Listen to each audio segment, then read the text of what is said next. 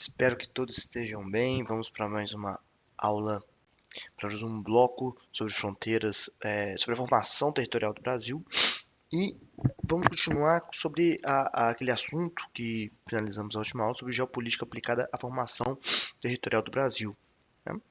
Aqui nós vamos dar uma ênfase ao período da ditadura militar, que foi talvez a que mais tenha levado explicitamente a geopolítica, as estratégias de integração do território, né?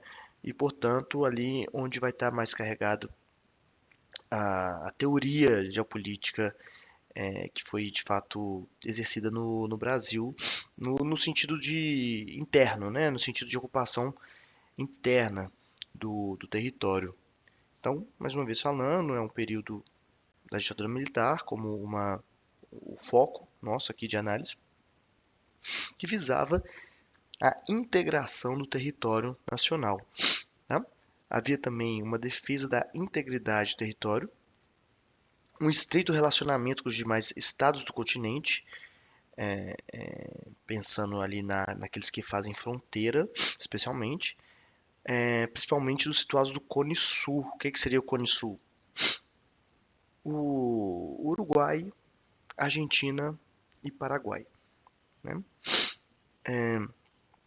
Enfim, isso aí pensando, né, naquela ampliação do prestígio no âmbito continental, projetando o Brasil no espaço geopolítico local, muito como aquela ideia de se tornar uma espécie de liderança, referência do continente sul-americano, assim, chamando atenção de outros países, de outras potências, né?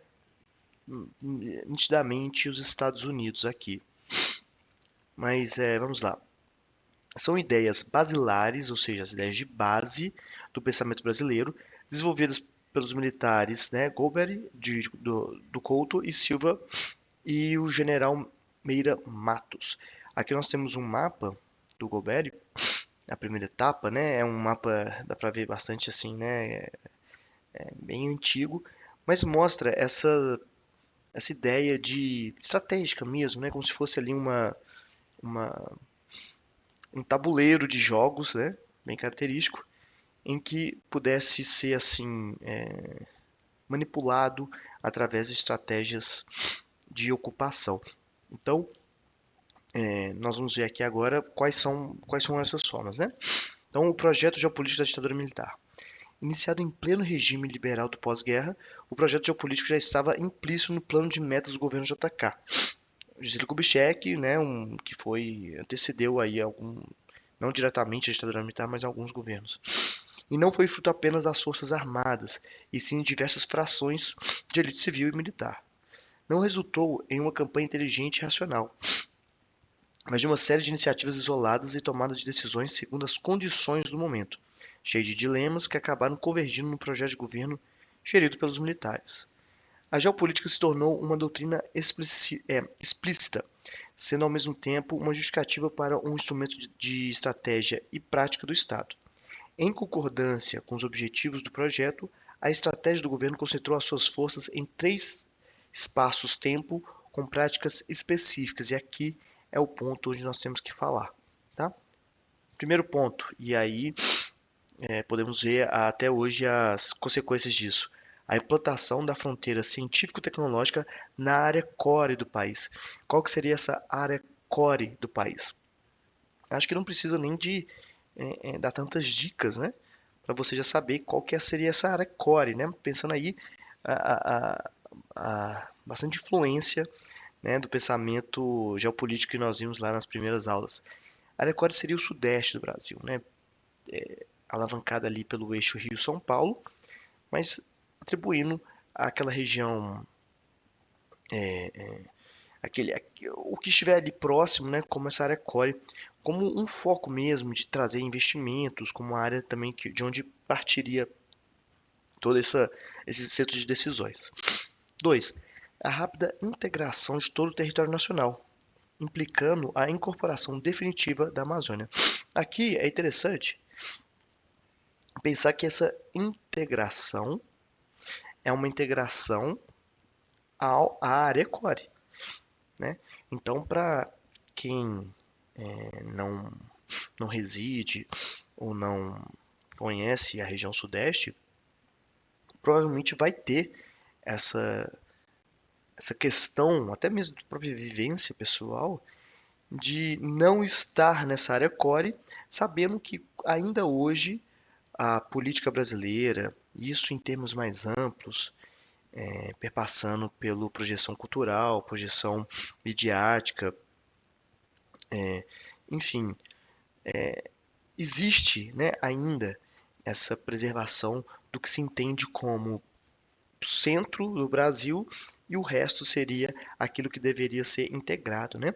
Essa visão que ainda persiste hoje, seja ela em alguns momentos concretas, em outras apenas ideológica, ela não foi construída naturalmente, né? Então, mais uma vez, aqui nós vemos como que a, a construção do espaço e a construção do espaço brasileiro não se deve a fatores naturais, né? Então, em nada implica a existência de diferentes regiões naturais no Brasil, seja na Amazônia, seja o interior do Nordeste, né, na depressão sertaneja, ou, enfim, uma certa distância do mar que vai explicar, justificar a existência de uma região mais industrializada do que outra, uma região com mais população do que outra. Tudo é fruto de construções políticas, históricas, enfim. Aqui nós vemos isso muito forte. Então, eu chamo atenção disso porque em vários momentos da história do Brasil, principalmente quando a gente for ver a construção industrial do Brasil, a, a questão também urbana, né? Já vimos a questão colonial, enfim, tudo isso de alguma forma constrói aquilo que nós temos hoje, que é ainda esse reflexo, né, dessa região core, tá? Isso eu bato sempre o pé porque muitas vezes esse pensamento está naturalizado na nossa mente e ela deve ser desfeita, porque não corresponde com aquilo que se conhece de conhecimento geográfico e conhecimento histórico, né? E três, finalizando, a projeção no espaço internacional, como nós já falamos. Então, além dessa integração do território, fortalecendo esse centro, mas também desse centro expandindo para o resto, essa projeção do espaço internacional.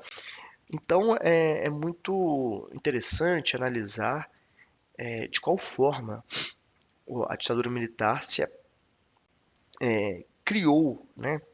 Ou melhor dizendo, quais foram os resultados disso, né? Mas é bem complicado analisar o conjunto da obra, mas podemos citar, pelo menos, alguns fatores como a própria construção nós chamamos de obras faraônicas, né? Que seria a Ponte Rio-Niterói, a, a construção também da usina nuclear Angra, a usina de Itaipu, a abertura da rodovia Transamazônica, são alguns exemplos de grandes obras que trazem, sim, uma questão técnica, né? Afinal, nenhuma dessas obras que eu citei foram obras que se tornaram o que nós chamamos, né, futuramente, não se tornaram futuramente o que nós chamamos de elefante branco, né? Nenhuma se transformou em algo inutilizável. Todas têm alguma praticidade, porém a, a, nela está embutida estratégias de projeção internacional e de integração nacional, né? Aqui nós temos um mapa e dois conceitos muito interessantes. Eu vou me retirar aqui primeiro para a gente ler os conceitos e depois nós vamos analisar os mapas.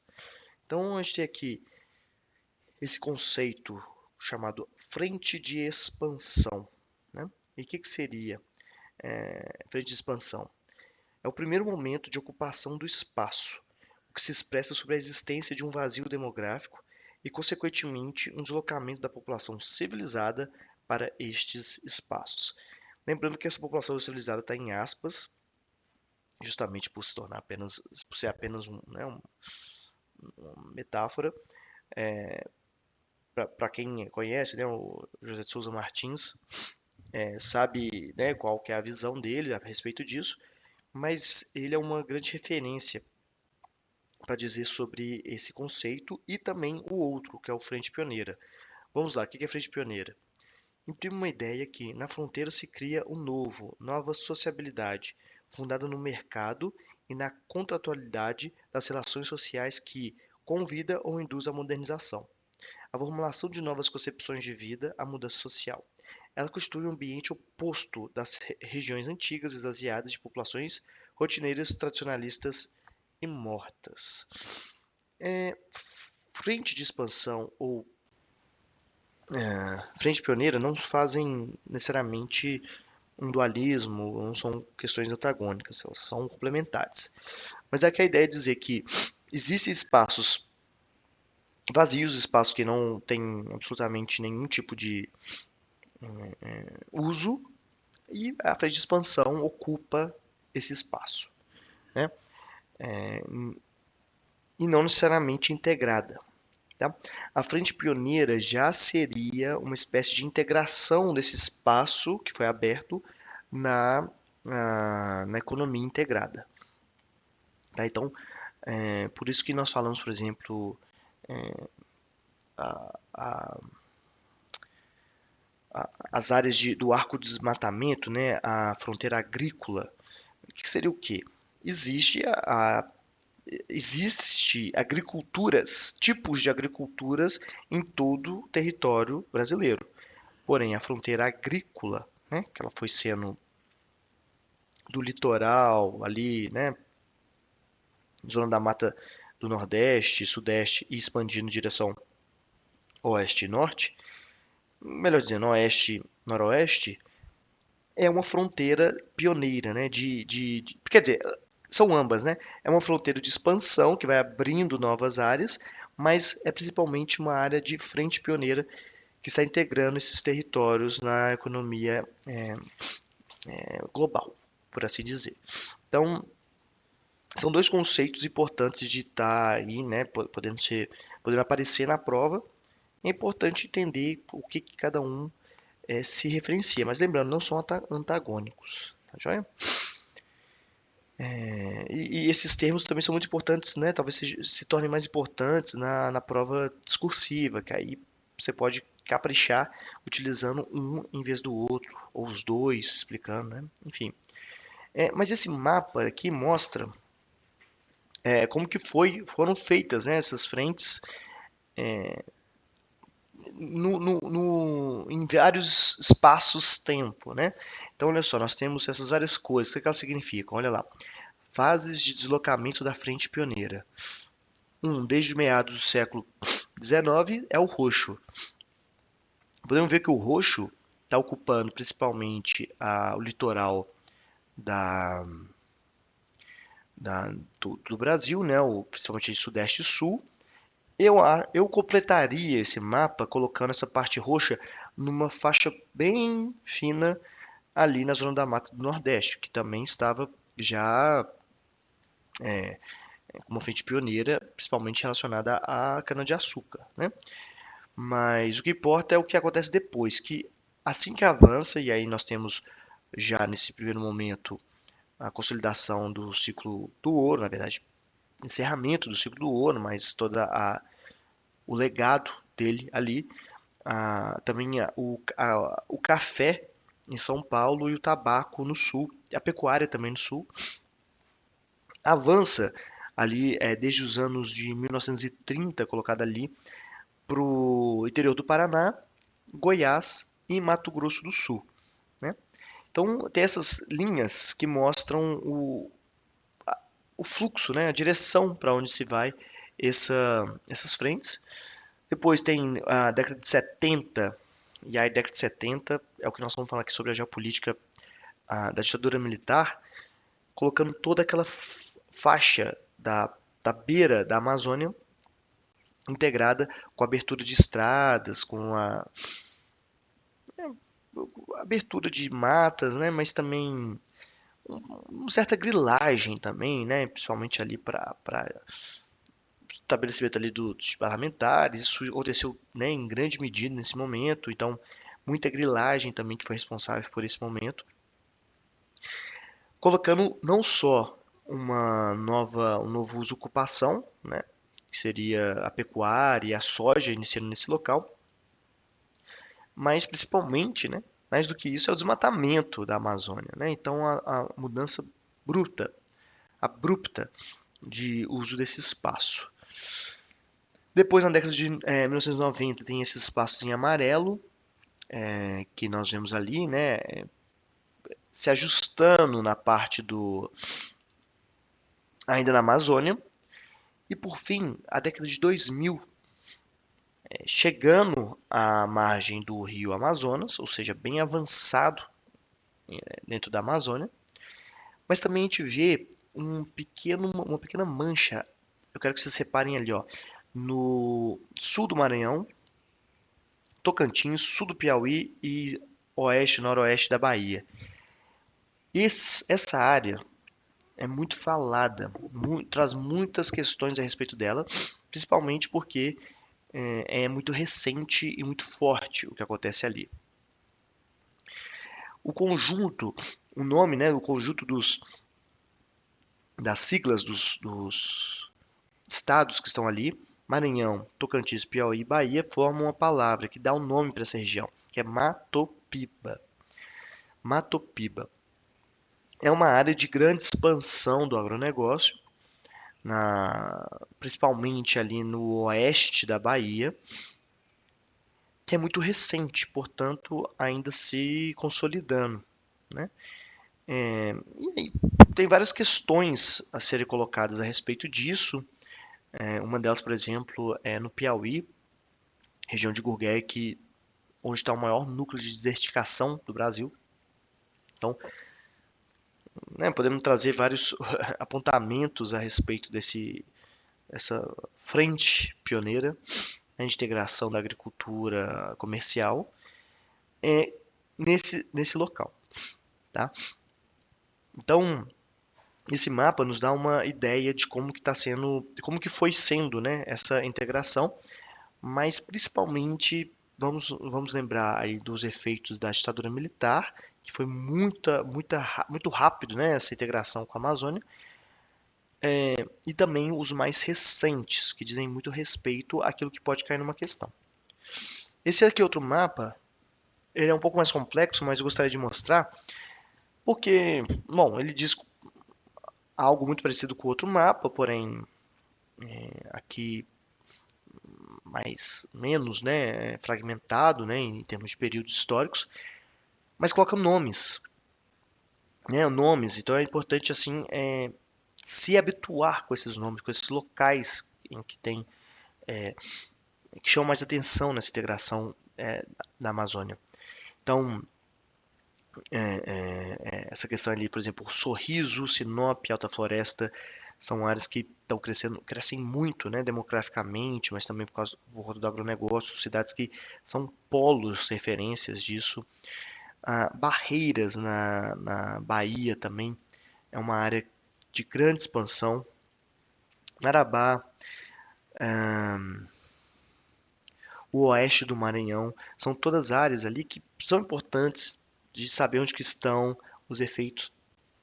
Algo que eu recomendo, sempre recomendo, e para isso eu também vou recomendar, são as imagens de satélite do Google Earth, né?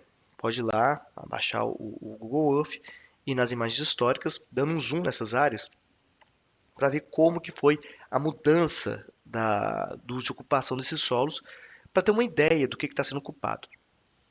Mas também muito interessante é entender o que está nesse esquema aqui abaixo de mim. Então deixa eu me retirar. O esquema de colonização nos anos 70 e sua evolução. Então a situação inicial é essa daqui, ó. Vocês estão vendo aí um monte de retângulos, né? E um monte de bolinha vermelha. O que seria essa situação inicial? É uma ocupação muito parecida com o nome, né, que na verdade se dá de costela de peixe. Que seria o quê? é a abertura de uma estrada, e essa estrada, como eixo central, né, um troncal, é, ocupada por essas bolinhas. Essas bolinhas seriam o quê? A propriedade, né? A casa ali do proprietário, a propriedade, o cedo é a propriedade.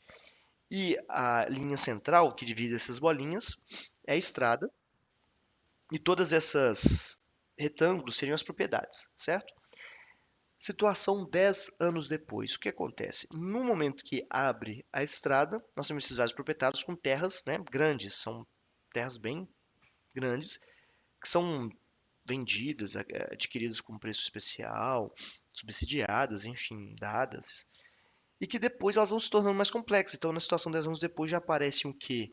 É, lotes fragmentados, minifúndios, meieiros, agregados, administradores. Administradores seria aquela pessoa contratada, né? Um funcionário que fica na fazenda, né? Cuidando ali do plantio enquanto o proprietário não mora lá.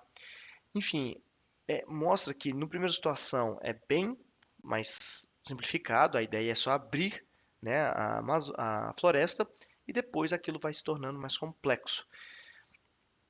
Então, esse tipo de ocupação, se você fizer isso que eu falei para vocês, né, de ir lá no Google Earth e dar uma analisada, pega depois do estado ali de Rondônia, que foi um estado que até a década de 60 era ocupado pela Amazônia, e depois disso ele já está totalmente aberto, são poucos fragmentos de florestas que existem lá. Vocês podem perceber que ele é ocupado exatamente por esse tipo de modelo, né, de costelas. Então isso é muito interessante ver que a questão pode ser mais complexa, né, é complexa, e ela vai se desdobrando, tá joia? E para finalizar o bloco de hoje, vamos falar aqui sobre fronteiras, né? Porque tudo isso tem um viés para alcançar as fronteiras e para torná-las mais seguras numa perspectiva integralista, né? O Brasil tem 15.719 quilômetros de fronteira com os países vizinhos. É, isso significa que não estou considerando as fronteiras marítimas. E nessas fronteiras, nós temos que chamar atenção para o que a gente chama de cidades gêmeas. São cidades em que estão cada uma de um lado da fronteira. Tem uma cidade aqui no Brasil, tem uma cidade aqui em outro país. Essas cidades são chamadas gêmeas, né? Atenção, não estou falando aqui de municípios. Municípios em todo a fronteira vai ter esse município, são cidades, ocupações, núcleos urbanos, tá? Consideração de cidades gêmeas. Mato Grosso do Sul e Rio Grande do Sul são a que mais tem essas cidades gêmeas. A mais famosa talvez seja Foz do Iguaçu e Cidade da Oeste, que fica no Paraná e Paraguai. É, fica no Paraná, né? Apesar de ser no Mato Grosso do Sul e Rio Grande do Sul onde tem mais, a mais famosa fica no Paraná. Mais famosa porque eu digo é porque tem mais integração, talvez seja a que mais tenha essa conexão, né? Que mais haja essa passagem, né? Muito por conta do tudo que se fala da transição de cargas, né, entre o Paraguai e o Brasil, que são conectados inclusive por uma ponte chamada Ponte da Amizade. São poucas cidades gêmeas em relação ao tamanho da fronteira, ou seja, considerando outros países, existem muito mais cidades gêmeas, o Brasil é pouco relativamente, que leva a uma marginalidade da zona da fronteira, de certa forma, né? O Brasil não tem essa conexão, ocupação na zona da fronteira, o que envolve também uma disposição dos eixos de circulação terrestre. Tá? São poucas disponibilidades, muitas vezes estão concentradas nessas regiões que eu falei, mais ao sul, enquanto nos outros lugares é mais precário.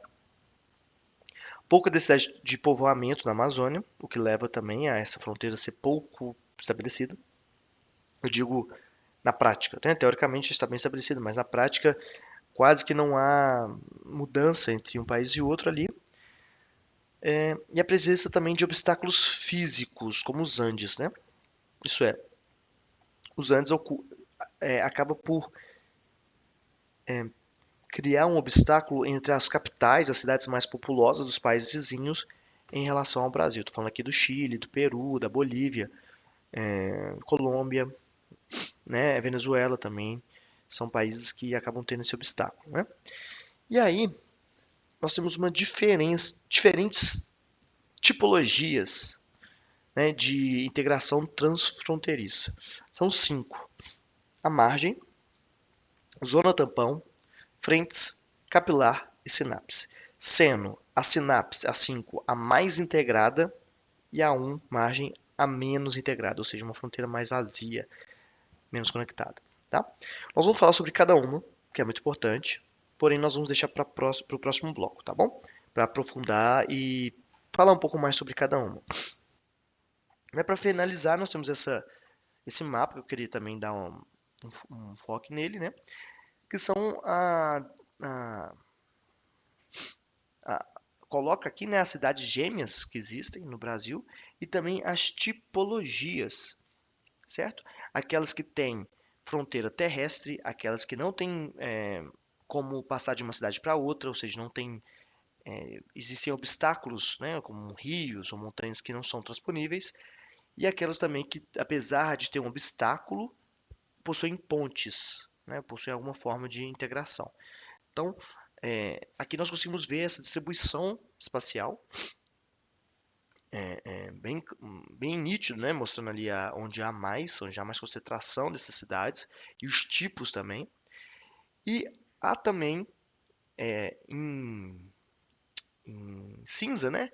Algo que nós já falamos, que é a zona de fronteira, né? Que é aquela área com uma legislação específica para ocupação. Tá joia? Pessoal, esse daqui é o bloco de hoje. No próximo, nós vamos dar uma aprofundar mais nessa questão dos tipos de integração transfronteiriça. E no próximo e último, fala sobre regionalização do Brasil. Tá joia? Até lá!